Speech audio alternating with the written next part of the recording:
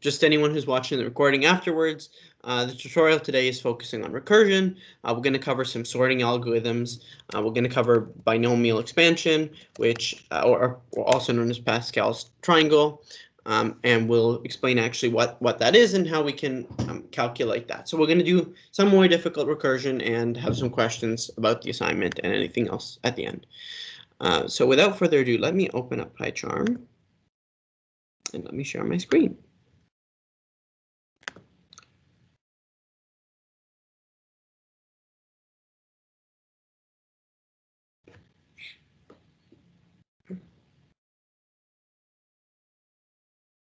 Excellent. Okay. So first things first, let's start off fairly simple. And so what we're going to start with this time is we're going to implement a sorting algorithm recursively. So I guess the first question is why sort things? Well, there's a lot of reasons, but sorting is really useful in programming. There's all kinds of cases where instead of having to loop through constantly, you can actually tell a lot. So let me give you a good example. Let's say we have a sorted list of numbers, and I want to find the index of a certain number. I can do what's called a binary search. And so essentially what I'll do is, because I know that it's sorted already, I can jump to the middle, and I can get the value of the middle and check if it's higher or lower than the number that I'm searching for. If it's higher, then I already know that the number I'm searching for on the left is on the left of that number. Otherwise, I know it's on the right half. Then I can once again go to the middle of that sub-range now, and I can check. And so you can do all these things when you have a sorted, sorted collections. So in this case, we're going to talk about just a sorted numeric list. So let's start off with a recursive sort. I mean, all of them are going to be recursive, but all right, let's just call this. So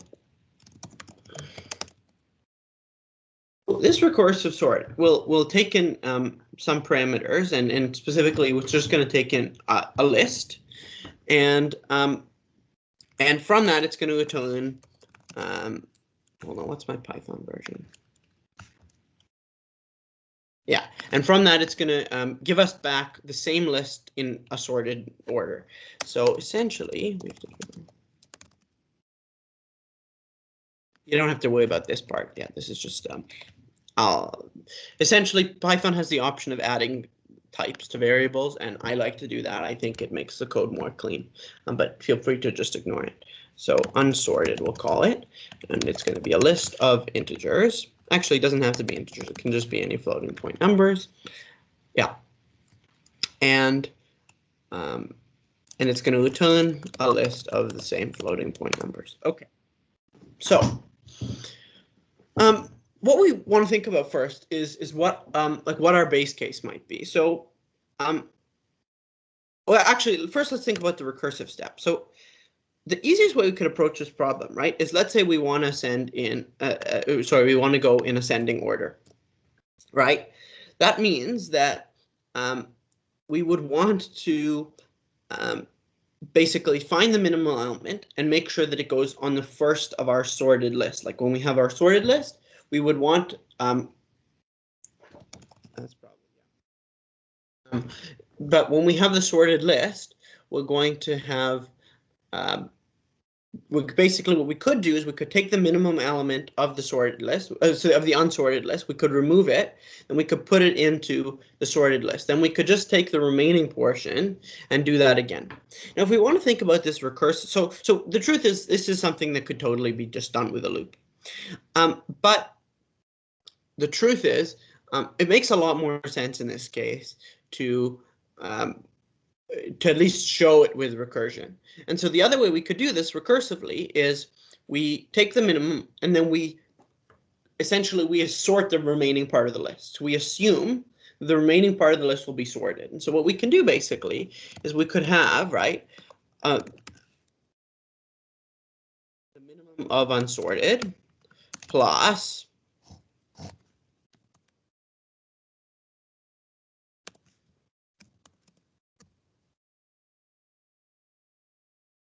we would just have to remove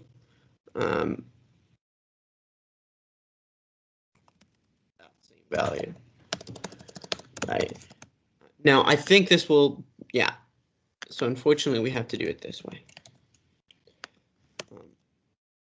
And let's just take a look. So it, okay, good to know. So basically what we can do now is we can say,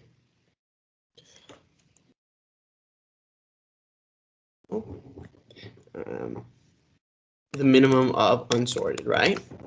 And so if we have the minimum value now, then all we would need to do is just return that minimum value.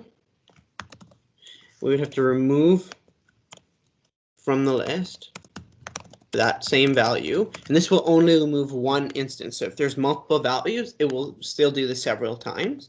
And then all we would need to do is pass unsorted into here. And so this will sort the list, and then it will take the minimum value. And again, it will take the minimum value once you call this, right? You guys kind of follow what I'm saying. So each time, we're assuming the part after will be sorted after the first element. And so all we need to think about now is the base case. And so for this base case, really it's it should be fairly straightforward. It should just be if the length of the list is going to be less than 1. No, less than 2. Yeah. So basically, if it's equal to 1. Then what we would do is we would just return that element, I think. And my only question is whether we would have to, yeah. So we would have to return that element as a list. Alternatively, since we know it's just 1, we could actually just return the list. So let's actually try this out. So let's give it in a bunch of unsorted numbers. Let's also test for duplicates. So 7, 3, 100.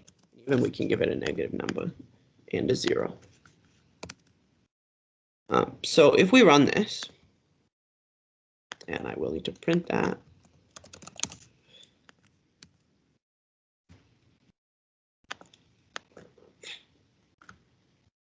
Sure enough, it does sort as expected. Now, I will just point out, like, you could totally do this with a loop. You could totally do this with a loop. In my opinion, it actually happens to be a bit cleaner, but like if you wanted to do it iterative sort, it'd just be like,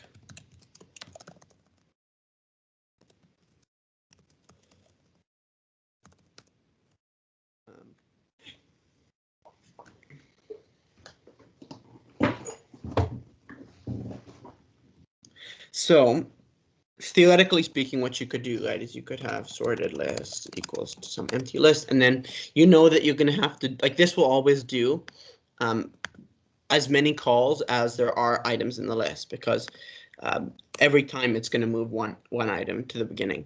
So what you could essentially do now is just or even better, while length of unsorted is greater than 0, yeah, then just do sorted list dot append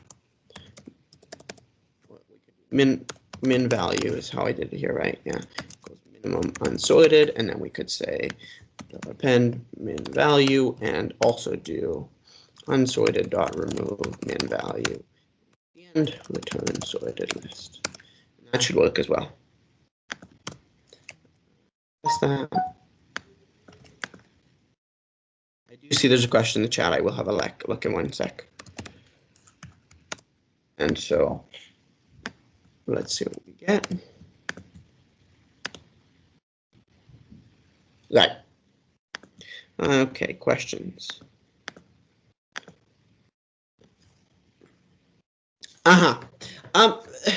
Okay, so so in this case, it's actually not naive, right? Like this is a very, very definitely as clean of a solution. The truth is, if we talk about in real life, like we're getting you to practice recursion here, and this is one of the easier ways to teach recursion. In real life, recursion is generally used, so you can technically always use recursion. Sorry, anything you can solve recursively, you can solve iteratively. It's not necessarily this. Well, generally, it's the same thing that's true the other way around, but there often is no reason to use recursion. In my opinion, this is one of those cases where the truth is there's no reason to use recursion. We just are doing this for demonstration and practice purposes. It's good to know how to solve these things recursively. The reality is loops are generally better. Think about it, right? Each time this thing jumps down this recursive footprint, okay, it's gonna have to basically store the previous function call. Whereas here, it's really not storing any extra data than it needs. Each time it's going to remove a value and it's going to move it here. So really, the memory footprint should be almost identical plus the minimum value here that's stored here to this. So in that sense, like, you can actually have a much more scalable solution. So let me give you an example. If we import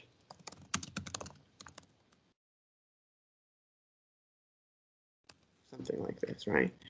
And we do random list should be, let's say we want a random list that's like 10,000 long, okay?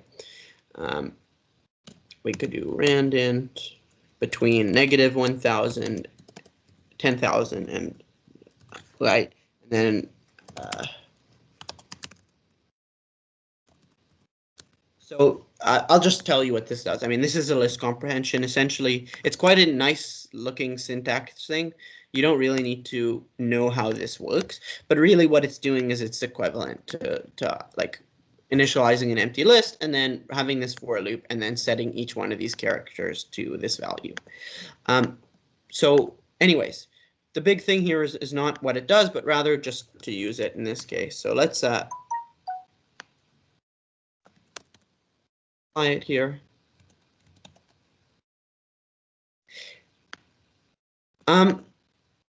No, it would be iteration that generally does that. Recursion is generally is usually more efficient. So there are some really good cases. So let me give you an example. Let's say I want to search through a file system, okay, code. A place where I might be really good, let's say I say search through it. It can be tough to do that with recursion because you don't know how many like inner folders, right? Because I could have another inner folder, another one, and another one. So that's a case where recursion will be quite effective, actually, is because what you can do is you can basically just keep going as many times as needed, and you can call the identical function and have the identical behavior, rather than trying to MacGyver this into a loop where you like go loop and then you check and then you keep checking. It can get really unclean. It often actually will be still more efficient, but a lot of the times, especially with cases like this, you don't need the efficiency. But let me try this. So the truth, this will probably work in both cases anyways. You see? So watch, right? Here, maximum recursion depth exceeded because this list is too long. 10,000, you can't go 10,000 deep. But with the iterative sort, it should happen fairly. There you go. It's done. See what I mean? That's why. You know, like that took, well, your recursion physically couldn't do it, but then, you know, you get this very fast performance with iterative sort, where, you know, it's still performed in a very effective amount of time. Does that answer your question, Adnan?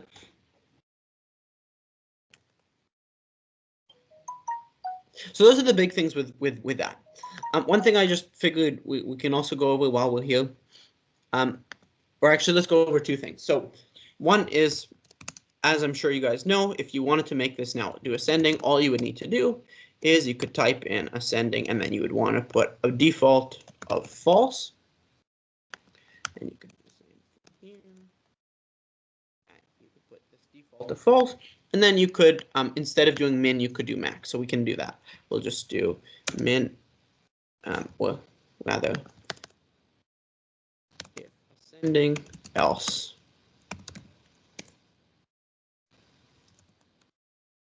Let's copy this here too. Again, this is one of those nice one-liner things, conditional assignment, just like the list comprehension. The meaning there is pretty self-explanatory. So if ascending is true, it'll be this value here, and if not, it'll be this value. Oh, gotta plug them in. So, and just as we should always do, we can test this out as well. So if we instead want to do ascending, and let's turn this back down to like 100, something reasonable, ascending equals true, we will observe that this should,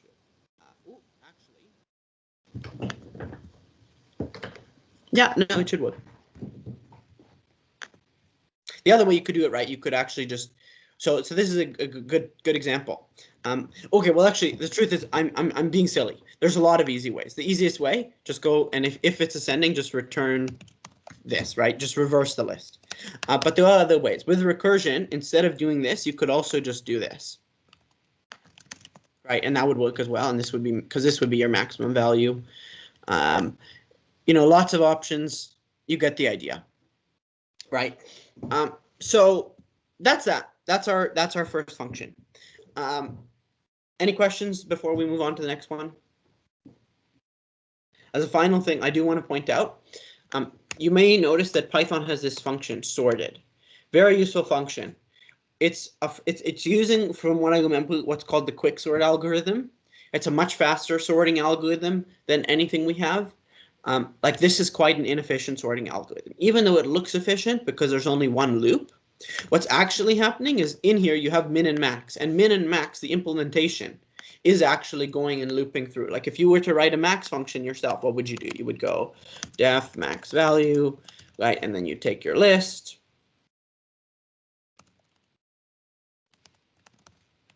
That's a terrible variable name, but that's okay. And then you would go and say current minimum, right, or just cur equals to, you know, some really low value.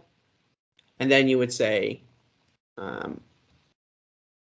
actually, let me correct, some really high value, right? Like the kind of the maximum possible value could be, and then you would loop through, and you would say, if item is less than cur equals, and then you would return cur.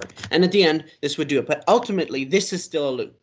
And so because it's still a loop, what you effectively are doing is having, for every item, so let's say the list here is 100 items long, you're going to end up doing 100 squared iterations, right? And we can see that gets slow. I mean, it can't, like, if you try to do this, good luck, right? And you should be able to do that with a program. And so that's why this algorithm here is not the most efficient. Neither of them are. And actually, what's much better is find that. And actually, what's much better is the quicksort algorithm, and it's also easier. You literally just take it and you would type in your list. So, for example, we can just do this as well. Print this sorted random list. And I'm not going to time it right now, but you'll see like that was instant. Right, fine. So this is definitely what I suggest. But the only time you need to write this kind of stuff yourself, if we explicitly say so, we will actually indicate that in the assignment description. In that case, do not use this function. We'll say don't use the function. So yeah, those are your examples. I'll probably post this code. It looks kind of nice. I'll probably post it on in the channel after the tutorial. So part 2, binomial expansion. Aha, time to get fun. Okay. So what is binomial expansion? Well, short answer is yes. So, and there is a general formula for it, which actually I think will be quite useful to have a look at. It's probably like, that's another good way. But no, essentially, right, you have this, this is a nice looking one. Right, so we have a first row of 1, and then what's going to happen is this one is going to be equal to this, like basically the sum of the previous row, of the 2 on the previous row. So I'll show you what I mean, right? This is the sum of this is the sum of this. But then this one is the sum of this, but this is the sum of these 2. then this one is the sum of these two. This one is the sum of these two. This one is the sum of these two. So on and so forth, right? And every time in here, you will always see that it's going to be the sum of the previous, like kind of the previous two. So now that we have that conceptually out of the way, what we want to think about, right, is how we can solve this. And in this case, the answer is usually recursively. Why do I say recursively? Well, because in this case, this is a recursive algorithm at heart, right? The way this works is you calculate the first step. To calculate any step, right? If I was, I tried to use my hand to block the screen, but let's say I didn't give you anything above this line, and I said find the one on, what is this? 1, 2, 3. This is like n equals 10, right? And I said find n equals 10. You would have no way of doing that without going through to here and calculating all of the previous steps. And so pretty much that's what we could do. It is a recursive algorithm at heart because each element depends on the smaller subproblem of the one before.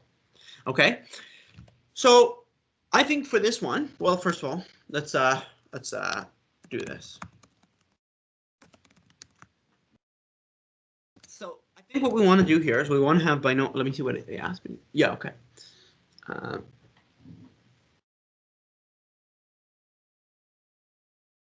Okay, good. So right.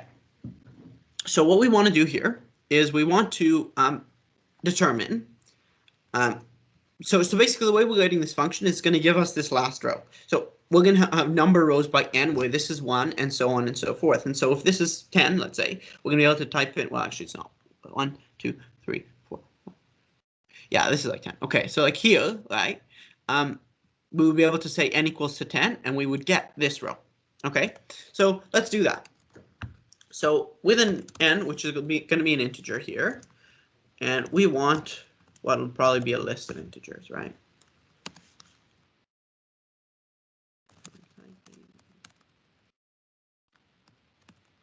Okay, so shall we? We want that. How do we get that? So let's start off with the base case, right? The base case will be, well, when do we not need to do any previous computation, right? That's how you can kind of generally speaking, that's how you can figure out your base case. When do I know the value without doing any computation? And the answer is, well, on the first row. And actually, in this case, on the second row too. But like you could technically go with any one, but really it's easier just to start with the first row. So if we have the first row, well, the first row will be, so we could say that if the length of, wait, no, because not we have to go based on the parameters. So basically, we say if n is less than or equal to 1, right, which is really just saying if n is 1, then we're going to return 1, because that's essentially what we have. We have just 1. Now, what I do want to do in this case, I'm going to show.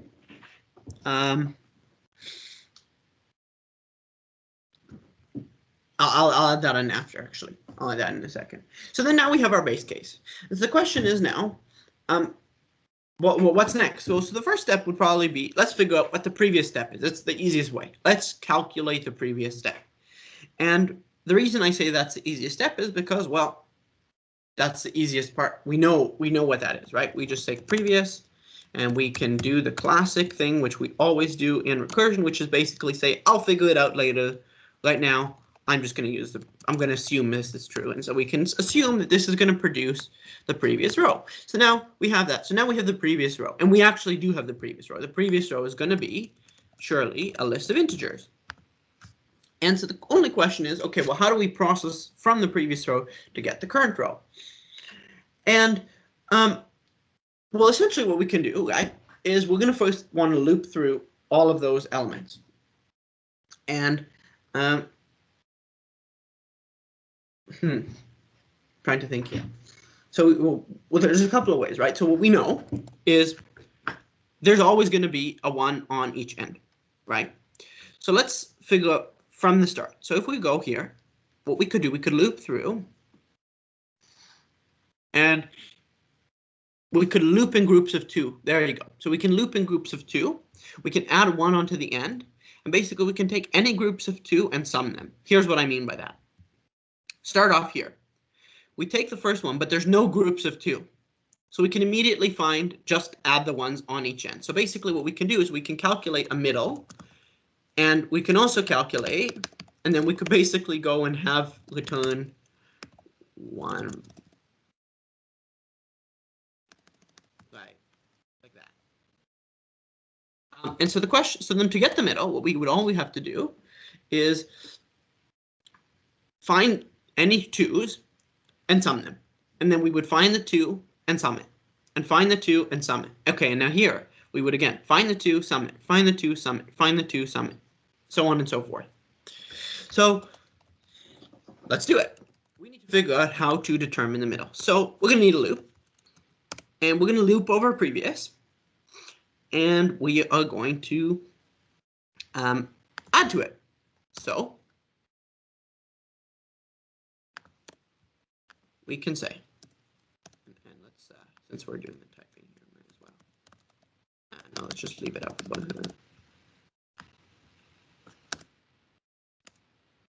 So we can say for. Probably easiest to use a for loop here.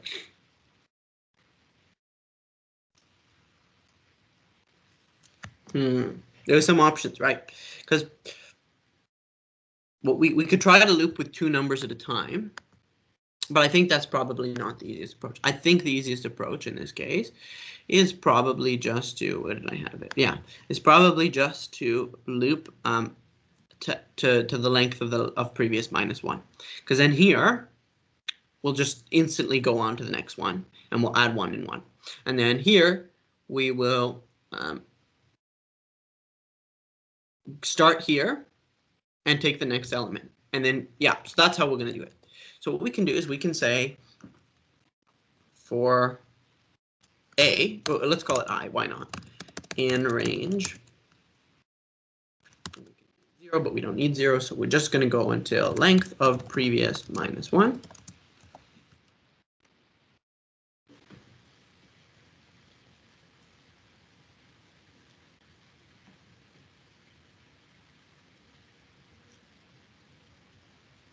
And then from the middle, all we need to do is basically go and say middle dot append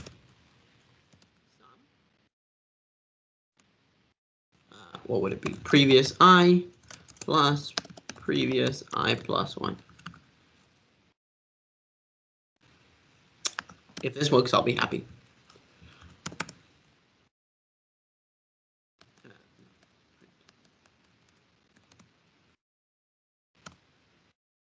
Let's just try 3. So that should be this here. Or let's try 1, and 2, and 3. That way we get a nice picture.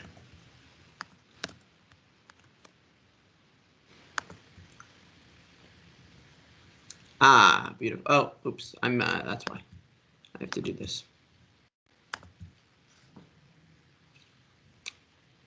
Sweet. Let's try a better one then. Let's try 5. 1, 4, 6, 4, 1. Hey, it's working. Does everyone understand how we got there? Nice and clean, pretty short, but it does in fact work quite nicely.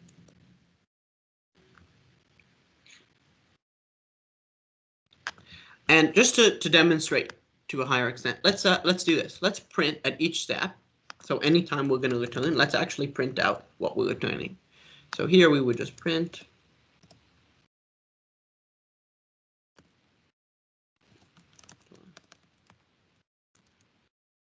Right, and that way we can see at each step now.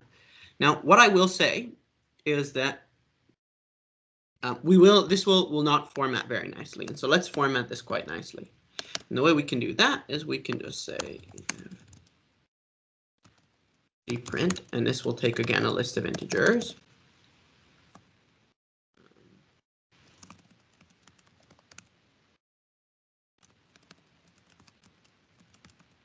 Is that it will print out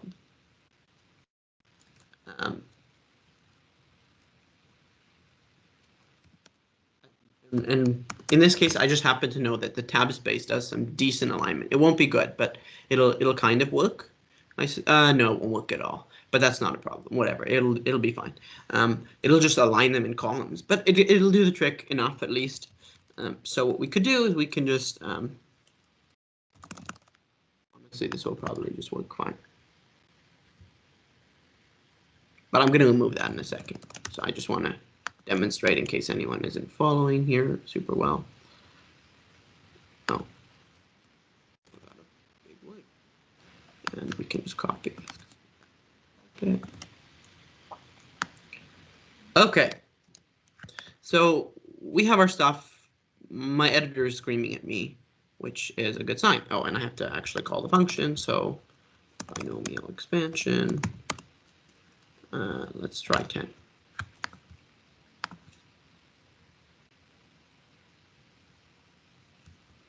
Yes, of course.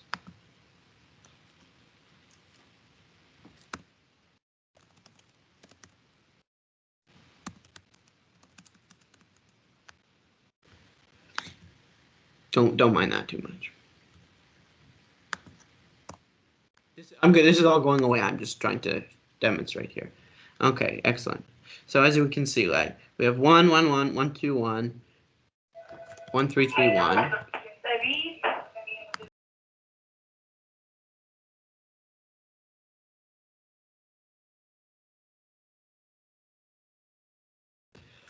Apologies for that. Yeah, so we can see basically that it does appear to be working as expected. So great. I guess that's done. Let's. I'm probably going to go a bit of overtime, so that's okay. We'll just I'll just add some time at the end for questions. Like I don't mind sticking around for some extra time. So if there's no questions about that, let's finally go on to the last one, and this is merge sort.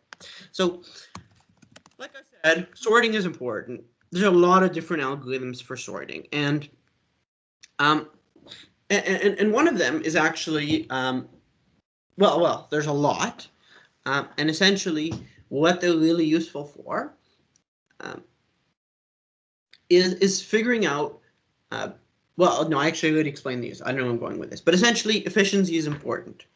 When you have to sort big numbers, you need to be able to do it quickly. And so what we noticed with the simple sort is that it was doing this unnecessary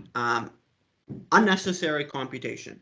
It was for every step, right? Every time inside this while loop on this line right here, it was having this inner loop where it would loop through the whole list, right? Because it has to find the minimum, and we saw how it's doing that. It's going to literally loop through the entire list, and compare. And so what that actually means is we're doing a lot of computations. In fact, we're doing, if n is the number of inputs, we're actually doing n squared computations, which if you think about it, right? I mean, I'm sure you all know what a squared function looks like, but if we take x squared, that's quite poor, right? Because, even when we get to these not such huge numbers, right? Like if we get to, I don't know, well, think about it, right? Even here, we're like still at what, like input size of 157, and we're at 25,000 computations. So, imagine now if we have a list that's, and this is not uncommon, that's 10,000 or a million long. Basically, with an algorithm like that, you would never get it done. And so what's a lot better for us is, hey, what about X, right? If we can do that, that's kind of very good. I mean, the best is actually, and this exists only for a few algorithms, is literally this. Right? And this, it does exist, but it's fairly rare where you have to do one computation no matter what. Dictionary key lookup is a good example of that, but we do not have that. But what we could do is we can do this.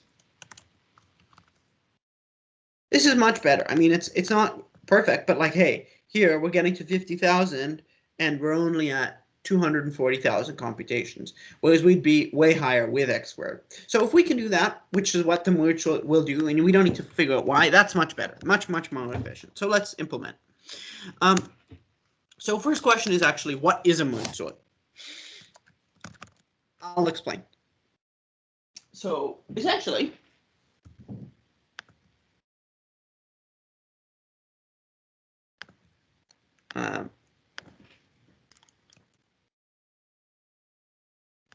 we have our list of numbers, okay?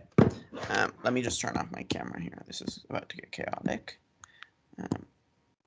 I will turn it back on in just a moment. I'm just this way you guys will be able to not stare up my nostril. So let's say we have our list here. And this list contains some numbers. 7, 10, 3, -1, 100, 12, 4. Okay, how many elements is this? Let's make this easier. Let's just go to 7 is fine, and let's make this more readable. Okay, so we also can now say that, and this is just an observation here, that it happens to be that is going to be 7, right? So what we could do here, right? Is we could take these numbers and we can split them up. So what I mean by that is just by a kind of Python, you can't compare lists, but you can compare individual numbers. So what if we did this? We take this list now and we split this into 2 just by the middle, okay? And we say, and that's why it's probably easier if we do 6 for now. So I'm just going to move this last element here. Okay. So I take this now. Let's do 8. Sorry, I'm sorry for going back and forth like this. It's just easier for me. That's what I have for 4 and 77. Okay, so we can split this list up now into 2 sublists just by this middle point. Okay, right here. And so what we can do now is we'll have 7, 10, 3, -1, and we'll have 100, 12, 4, 77. And once again, we'll split it up.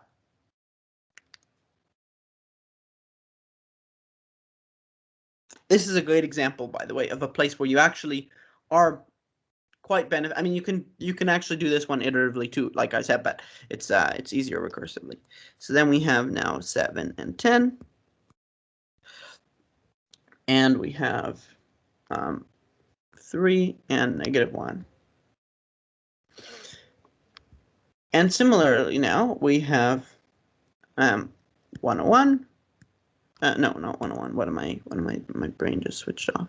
We have 100 and 12, and we have 4 and 77. Right. Okay. So what we can do now, we basically have these we would split then again, and we would basically get as free numbers 7, 10, 3, -1, 10, 12, 100, sorry, 112, 4, 77. David? Give me one moment, guys.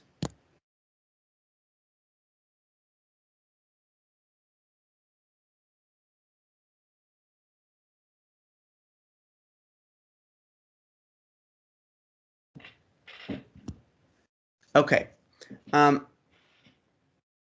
So what we do, right, is what we'll want to do is basically compare these individual elements and sort them together. And then we're going to merge them once again. So what do I mean by that? We can compare these 2 elements, and we'll see that these are already in their sorted order, meaning 7 is smaller than 10. So we can recombine these into 7 and 10. Now, we can do the same thing with these 2. So we will say here that -1 needs to go before 3. I should make that one clear. This is not a -13 and a 3. And then again, we can say that 12 should go before 100.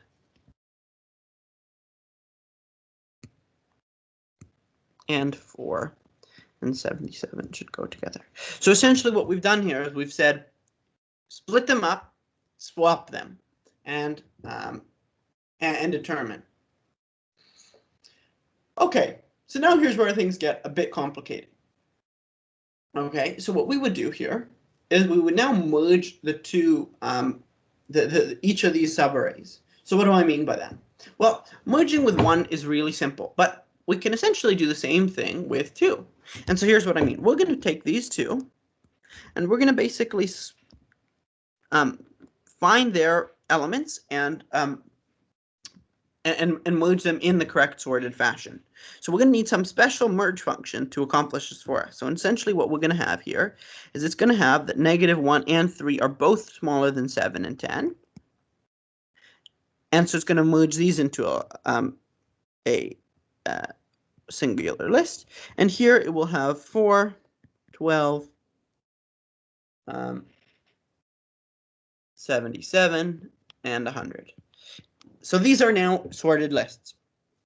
And as you would expect now, we would once again say that we can do a total sort here, and we'll have -1, 3, 4, 7, 10. Wow, it's actually quite convenient here. Just one going here, and then we have 12, 77, 100. And sure enough, we now have a sorted list. So essentially,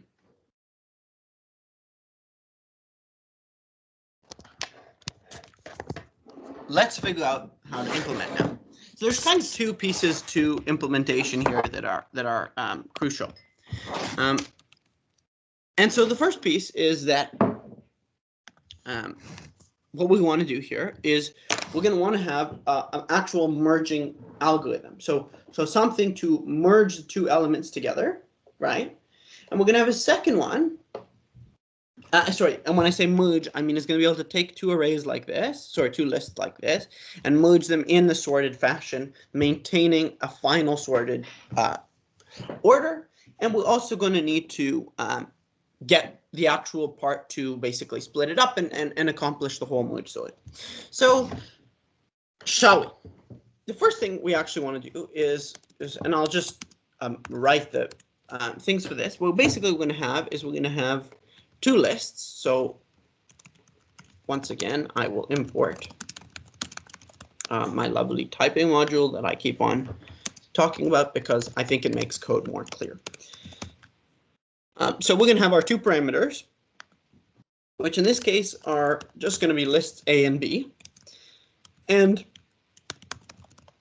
the reason I have chosen such, in many people's ideas, poor variable names is because, well, there's really no better meaning. And then we're also going to want to have a merge sort algorithm, which will take a singular list, unsorted, and it will return a sorted version of that list. Okay. So, well, the biggest thing with the merge sort is the idea of that we're going to be basically calling it on these individual lists, right? So we're going to take the whole list, we're going to split it up, then we're going to do a merge sort on this list, which will split it up and do a merge sort on this list, which will finally split it up to here, in which case it will not split up anymore. So what we can see is that this here, this is the base case. Base case. Okay, so now that we know that's the base case, well, we can say, well, how can we determine that in code? And the answer is, well, if the list, right, the merge sort is going to be called in this and this and this and so on. So we could say that if the list has a length of only 1, then that would be a base case. So just like the previous ones, we could say if unsorted less than or equal to 1, well, then what is the sorted version of that? Simply put, it is just the same thing. So we can say return unsorted.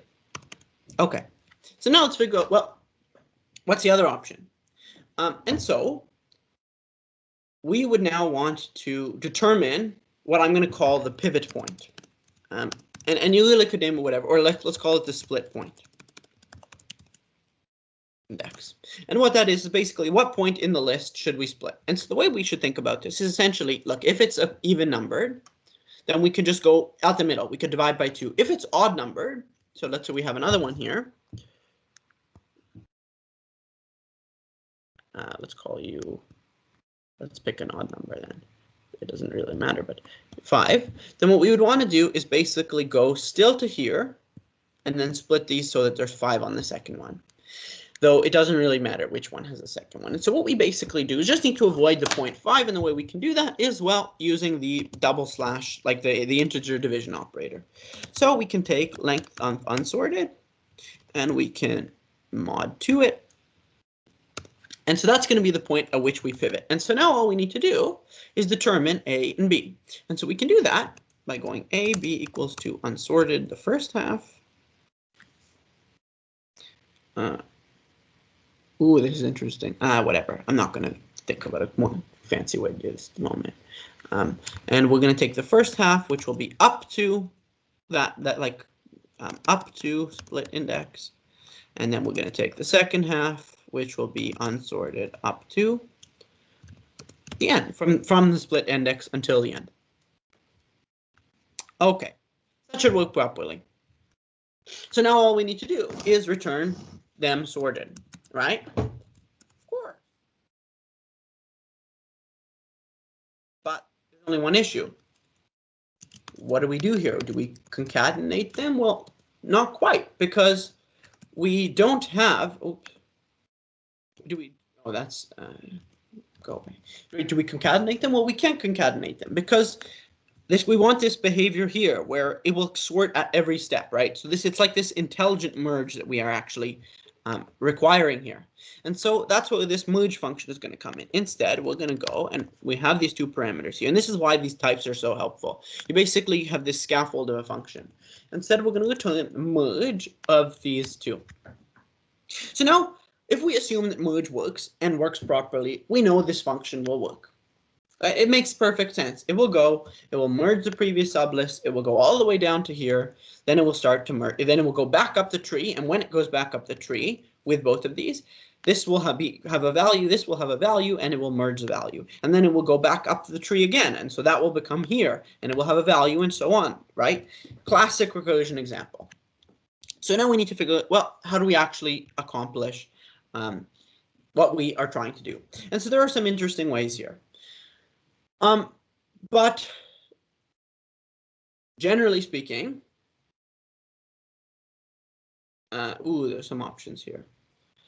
We want to think about what the most efficient way to actually accomplish that part is. And really, we could just, we can cheat here, and that's probably what I'll do. We can just concatenate the list and use a sorted version, but this won't be the fastest version. So I'm just going to do this temporarily, right? What we could do, we could just do return, and I just want to show you guys how this works. Return list sorted, right? And then we could do A plus B. And so we'll concatenate these 2 lists in a beautiful fashion. And now this should already work, because what it will do, it will smoosh the 2 lists, and then it will just shuffle them as needed. But that's actually not the best way to do it here. But we'll get there. So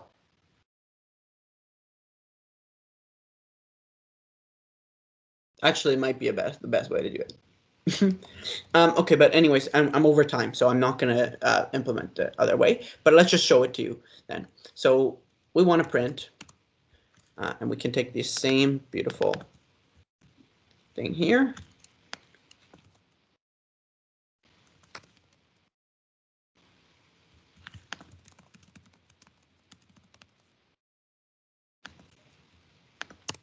And we can say print merge sort random list. Let's try this one out. Should work. I'd be very surprised. Not. I actually wouldn't be so surprised. But oh, there you go. It does work. And you'll actually notice that if we take like a bigger value here, it will actually operate much, much quicker. See? Whereas if I try this here,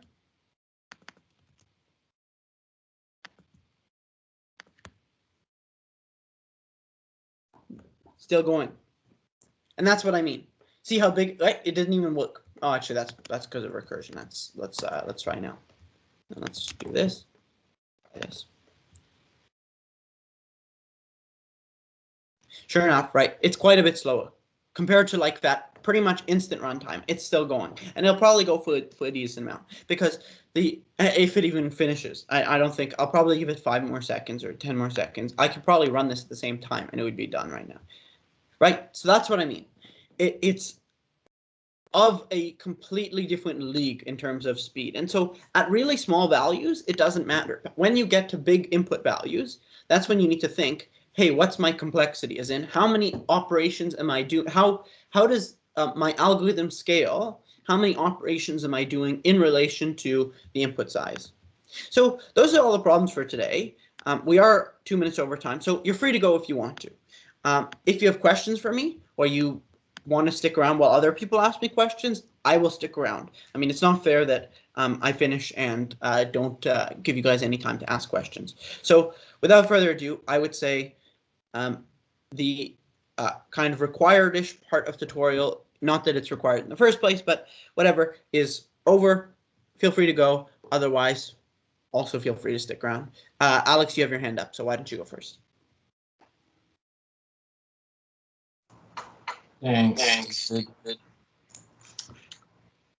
I'm working through one of the assignments and I'm running into a pretty specific problem. Okay. Integer division results too large for a float. So I'm trying to test that a number is an integer, and the float value, or sorry, the value that I'm getting kind of as an ultimate sum is too large to be considered a float. And then, so I can't. Is this for assignment 6?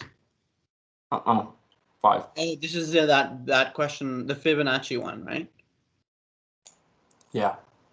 You shouldn't need floats. You shouldn't need any floats. It should only be integers. If you want to check about whether something is an integer, you should use the type operator. I'll put it in chat here.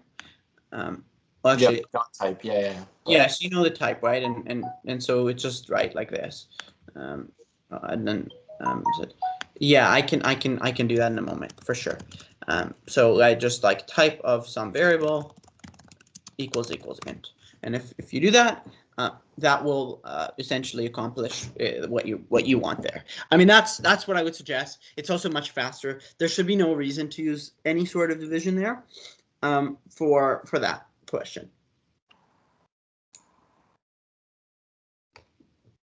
And if so, your algorithm is not correct, Not but correct. Yeah. I wouldn't say not correct, but just either more complex than needed, or like it's very doable to optimize that problem. I'll say that. Like it's not overwhelmingly difficult. That's for sure. Okay. Yeah, if you have more questions, like if you're really stumped on it, I mean, keep trying. If you're really stumped on it, you can just message me or come to my office hour on Friday. Unless you have other questions, in which case, again, shoot. Well, I'm interested in hearing an answer, to Adnan's question as well. Oh, just yes, for sure. Better explaining that. Number 3. Yeah, absolutely. So let me file it up first of all. So I'm gonna go to the release folder, and okay, you probably want me to screen share here. So I am gonna open up my computer here. So let's just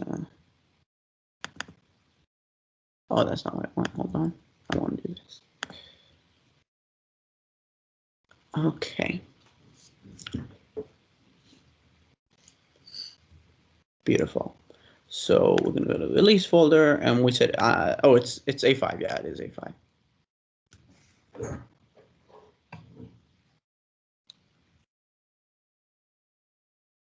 Okay. Okay. So what was your question though? Explain the logic. Sure. So so Newton's method. Let's start off with the algorithm, right? I mean, you don't even need that, right? So So the first question is, well, how do you find the derivative of x0? And from what I remember,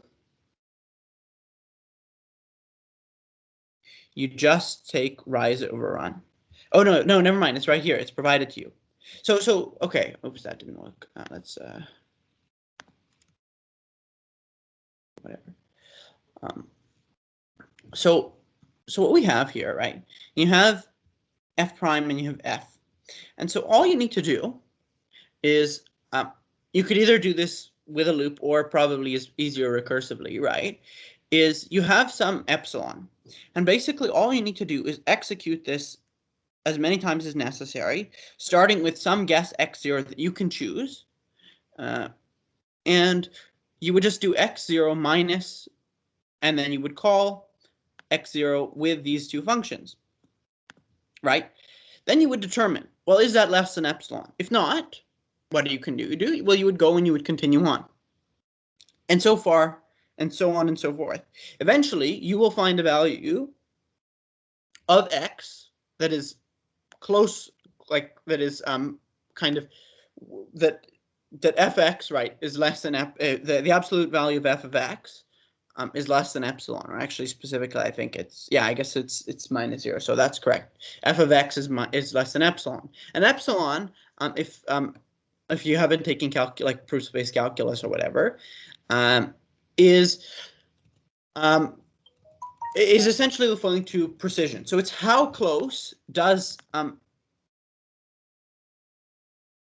so the idea is, well, so if you've taken calc, like proof space calc, you'll probably recognize this. F of x minus L is less than epsilon. All right, and that's like the definition for the limit and as well in the derivative, right? And so what you can do is these are going to be functions and they're defined right here, right? Like we give you these functions. And so all we've done, right, is we've said that the limit is going to be 0 here. And so whatever it is, all you need to find is you will find a value of x such that f of x is close enough to 0 that we, as the question makers, are satisfied. Otherwise, you're just repetitively calling this Newton function. Does that make sense? Yep.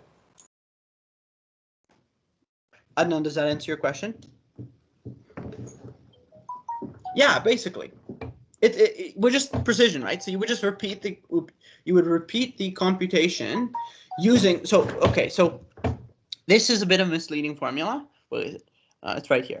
This is a bit of a misleading formula because we're not really referring to x0 here. We're just referring to any value of x. And so what you can do, you take some initial value that, again, you would decide that. Just the, I mean, if you it should say in the Wikipedia page, but even just mathematically, you will understand what values work and which ones don't.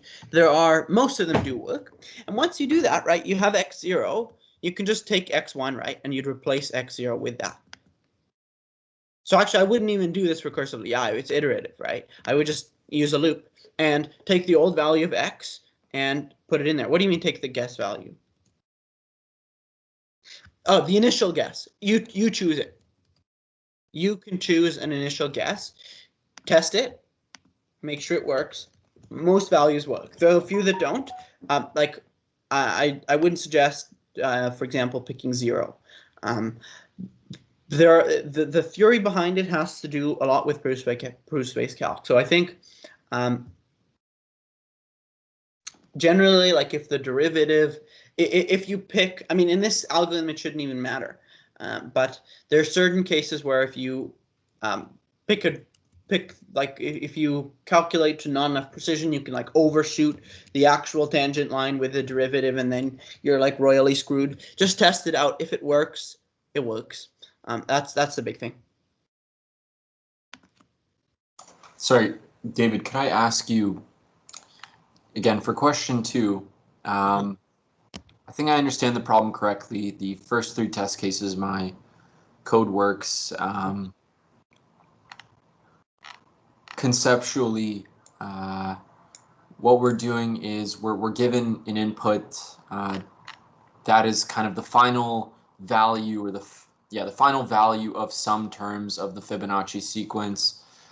In this case, that final term is 10. Well, let's say for one of the second last or the last code blocks, 10 to the power of 1,000, right? Right. We need to test if the two prior numbers, values which were added to get to that value, are divisible by 2, are an integer. So just like those values get really, really large. And how else can I test whether something is divisible by 2 is an integer, or the value that divides that by 2 is an integer, other than by using float? I just don't understand. Are you doing it recursively? No. Okay. That's a good start. What I suggest is that you should realize, and let me double check this against my solution, but I like my solution from when I took the course, but you should realize, to the best of my memory, that you actually do not need to ever check, and you should just be able to do it based on addition. So instead of calculating all Fibonacci numbers and checking which ones are even. Can you still hear me, by the way? Yep. Okay, good. I didn't know if I just connected the VPN. I didn't know if it disconnected me.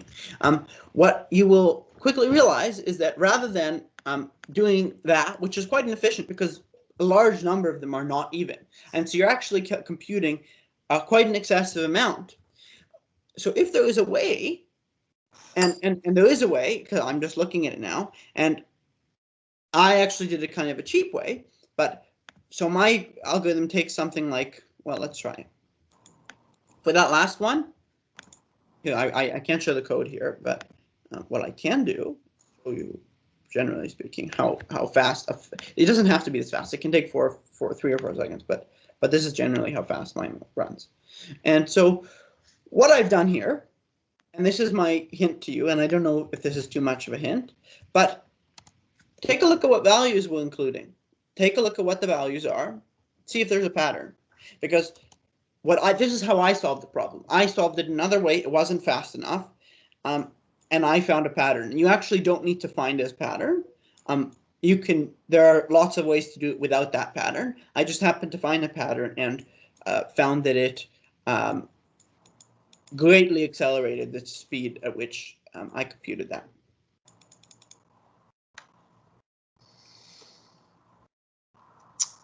So what I can say is I don't use any division in my solution.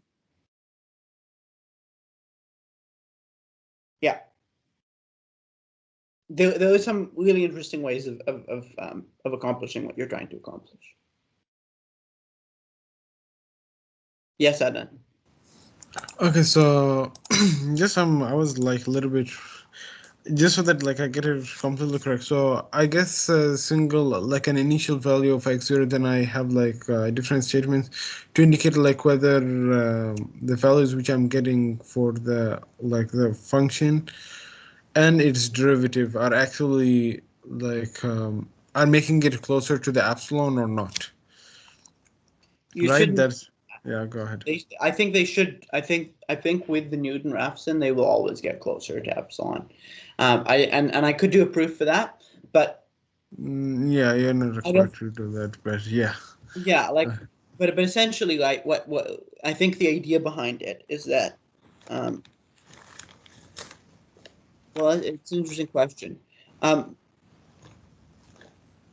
generally speaking, it should always be getting better and better.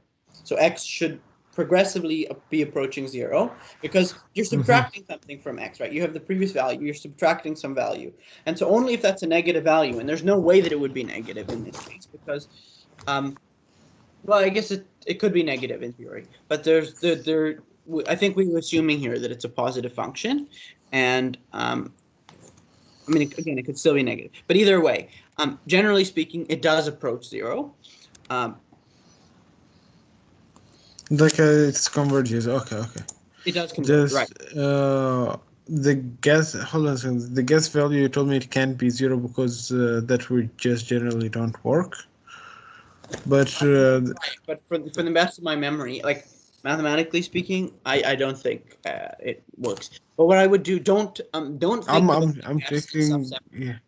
At the top of your function, say x equals something, and then only store one value of x. And each time you can just say x equals to x minus that thing, right, in a loop, and it will work quite effectively. And it's like a 2 or 3 line thing. I mean, yeah, really not. Actually, it took me a bit longer, but yeah, like really, it's quite short. Would you recommend using for loop or while loop? That's up to you. I use the while loop, but it doesn't matter. You can honestly both are good. I think probably in this case a while loop is easier. Okay, sounds good. Sounds good. Yeah, thank you so much for the help. No problem. If you guys don't have other questions, I mean, if you do, speak now or forever hold your silence. Okay. No, No, I'm good. thank you. I think I found a solution. Appreciate Sweet. it. Okay. All right, have a great day. Have a good evening, guys. You too. Good night. Good night.